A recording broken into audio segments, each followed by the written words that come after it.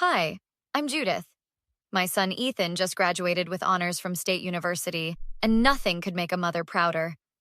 We planned to celebrate this milestone properly until my father-in-law Gerald decided to help.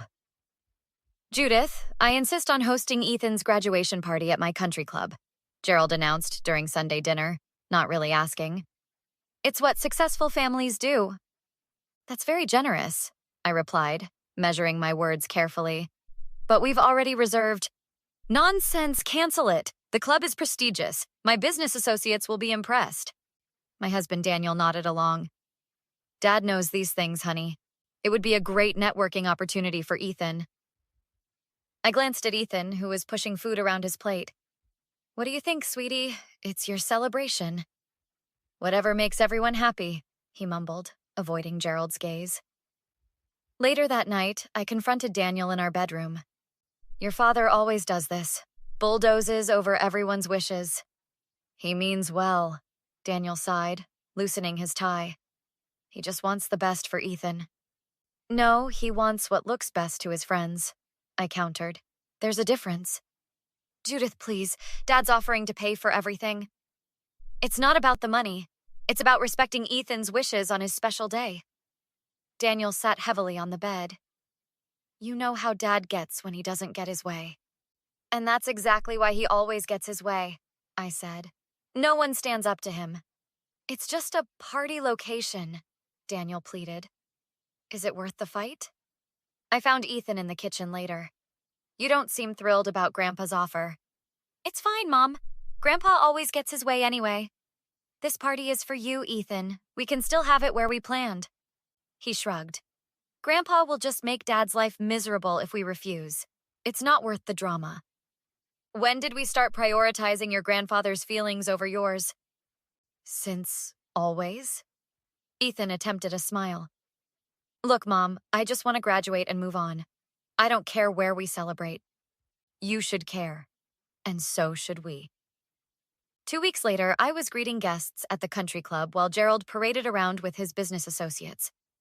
Ethan had disappeared an hour into the party. My friend Marcia pulled me aside, her face tight with concern. Judith, have you seen what's happening in the back room? What do you mean? I've been looking for Ethan. That's just it. Gerald has Ethan serving drinks and appetizers to his business associates. He's introducing him as my graduated grandson who's learning the value of service. He's what? My voice rose sharply. Ethan looks miserable.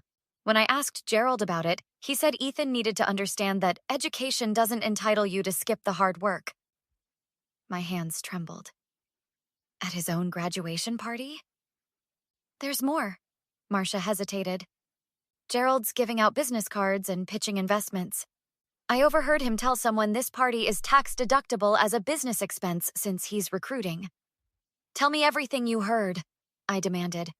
He's calling it the Harmon Enterprises Spring Client Appreciation Event. There's even a company banner near the bar. On the invitations, it said Ethan's graduation celebration. Marcia nodded. Ethan's name is barely mentioned in there. It's all business talk. Daniel appeared beside us. Everything okay? Dad's looking for you, Judith. He wants to introduce you to the Hendersons. Did you know your father has our son waiting tables at his own graduation party? I hissed. Dad just wants Ethan to make a good impression on, it's Ethan's day, Daniel, not a networking event for Gerald. Let's not make a scene, Daniel pleaded. We'll talk about it later. Where is Ethan now? I demanded. In the kitchen, I think. Dad asked him to help bring out the cake. I stormed toward the kitchen, but Marcia caught my arm. Judith, wait. Gerald's filming everything. He's calling it a company event for his tax write-off. I think you should know exactly what's happening before you confront him. Mom, it's not that big a deal, Ethan said, though his eyes told a different story. We sat in our kitchen the morning after the party. Ethan, he made you serve drinks at your own graduation celebration. That's not okay. Grandpa said I needed to show his clients I wasn't too good for honest work. Ethan's voice cracked slightly. Everyone was staring at me. Some of my professors were there. Why didn't you find me? Dad said to just go along with it, that Grandpa was paying for everything. I took his hand. This party wasn't a gift if it came with servitude attached. The doorbell rang. Marcia stood there with a flash drive. "I got footage," she said once inside. "Gerald's assistant, Jenny, sent it to me. She's sick of his schemes." "Jenny risked her job for this?" I asked, surprised. She said it's not the first time. Apparently, Gerald has a whole filing system for creative accounting.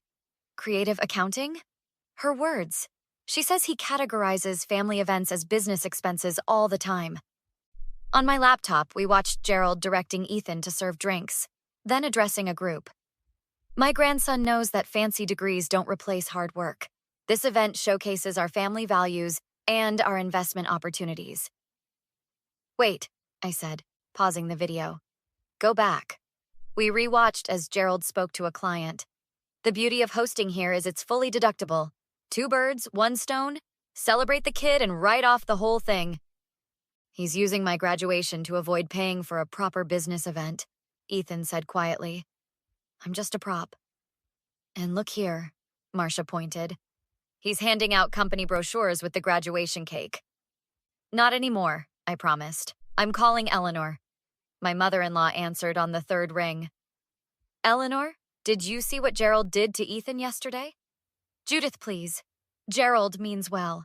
He humiliated my son and used his graduation for business." Eleanor sighed. "He did the same to our daughter's wedding, turned it into a client appreciation event." "And you let him?" "It's easier than fighting. Gerald always wins." "Not this time," I said firmly. Daniel walked in as I hung up. "Who was that?" "Your mother. We were discussing how your father exploited our son." "Dad's just old school. He paid for everything." "With company money, as a tax write-off. He turned Ethan's celebration into a business expense." "You're overreacting." "Am I?" I showed him the video. Daniel's face fell. "I didn't realize it went this far." "There's more," I said, advancing to another clip. "Look how he introduces Ethan." On screen, Gerald had his arm around a uncomfortable-looking Ethan. "This is what entry-level looks like, gentlemen. Even with a degree, you start by serving the people who sign the checks." Daniel winced. That's awful."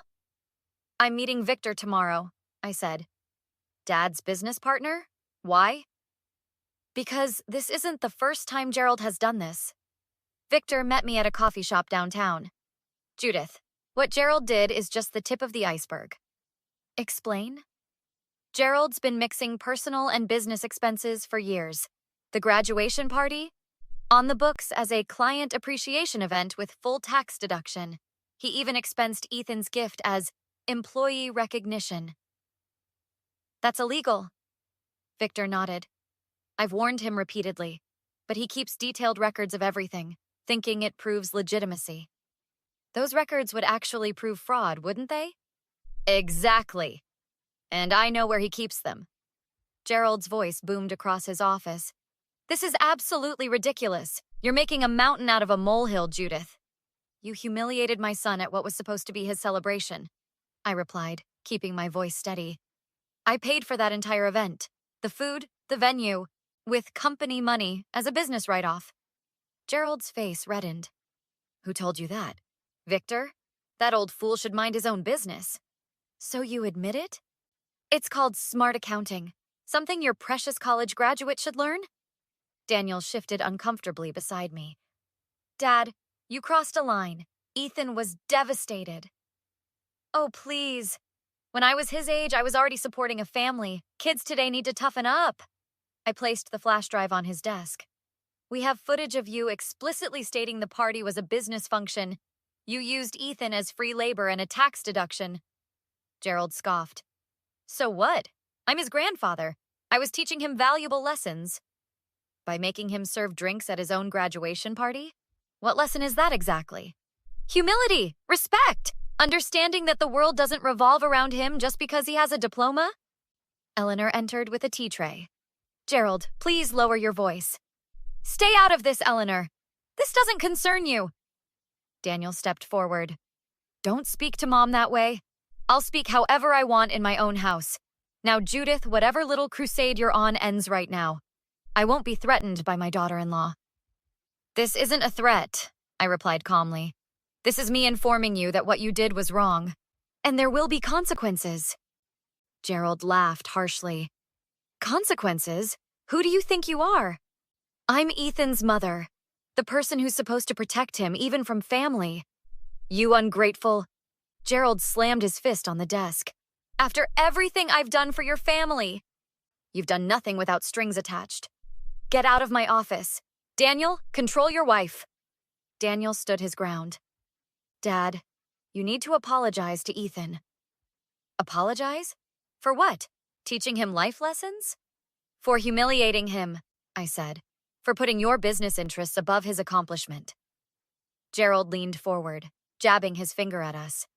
You think you're so righteous? That boy needs discipline, structure, not coddling from his mother. He needed support at his graduation party, Daniel said quietly. Not exploitation. Exploitation? I made that boy. My connections, my influence. He earned that degree himself, I interrupted. And you couldn't stand that, could you? You had to make his achievement about you. I've never apologized for success, Gerald shouted, face purple. And I'm not starting now. If Ethan can't handle a little work, then his degree is worthless. Then we have nothing more to discuss. I gathered my purse. Wait just a minute. Gerald moved to block the door. If you pursue this, you'll regret it. I've got friends in this town. One call, and Ethan's career opportunities disappear. Daniel's eyes widened. Dad, are you threatening my son? I'm protecting this family from your wife's hysteria. I took out my phone and stopped the recording. Thank you for making this so easy, Gerald. Miss Harmon, can you describe the events that led to this audit? The IRS investigator, Miss Lopez, tapped her pen on a stack of documents. My father-in-law, Gerald Harmon, has been systematically classifying personal events as business functions for tax purposes, I explained. My son's graduation party was recorded as a client appreciation event, complete with documentation. And these records? She gestured to the files Victor had provided. 5 years of similar misclassifications, provided by his business partner. These are quite detailed, Miss Lopez noted, flipping through the pages. Family vacations listed as business retreats, children's events as client entertainment. Gerald is nothing if not thorough in his deception. And his assistant confirmed these practices? Yes, Jenny Martinez provided a sworn statement. She was responsible for filing much of the paperwork. Miss Lopez nodded. And the recording of Mr. Harmon threatening your son's future opportunities? Submitted to both you and the district attorney. Gerald explicitly threatened to use his business connections to harm my son's career if we reported his tax fraud. That crosses into criminal intimidation, Miss Lopez said seriously. Has your son experienced any negative consequences professionally? Fortunately, no. Gerald's influence wasn't as extensive as he believed. 2 weeks later, we sat in our living room with Ethan, who was reading the newspaper headline, Prominent businessman charged with tax fraud and intimidation. Mom, this is intense, Ethan said. No one messes with my kid, I replied, squeezing his shoulder. Do you think he'll actually face consequences? Ethan asked. People like Grandpa usually find ways out. Not this time, Daniel said, joining us. The evidence is too solid. Dad, are you okay with all this? He's still your father. Daniel sat heavily on the couch. A father should put his child's needs first. He failed that test repeatedly. I never wanted it to come to this, I admitted. You didn't cause this, Mom, Ethan said firmly. He did. The doorbell rang. Daniel answered and returned with a grim expression. It's Dad. He wants to talk. Gerald stood in our entryway, looking deflated without his usual expensive suit and confidence. Judith, can we speak privately? His voice lacked its usual command. Anything you have to say can be said in front of my family. Gerald sighed. I've come to apologize. What I did was inappropriate. Which part? Using Ethan as unpaid labor, the tax fraud, or the threats? All of it, Gerald muttered. The DA is offering a deal if I make amends. So this isn't a sincere apology. It's part of your plea bargain. Look, I'm trying here. My reputation is ruined, my business under investigation. Actions have consequences, Gerald, Daniel interjected. I'm family. Doesn't that count for anything? I looked at Ethan, who stood tall beside me. Family doesn't exploit each other. Family celebrates achievements instead of undermining them. I can make this right, Gerald pleaded. Pay for Ethan's master's degree. Set him up with real connections. No, Ethan spoke firmly. I don't want anything from you. You're making a mistake, Gerald warned. The charges could be reduced if you just... The mistake was thinking you could buy forgiveness, I interrupted. Please leave.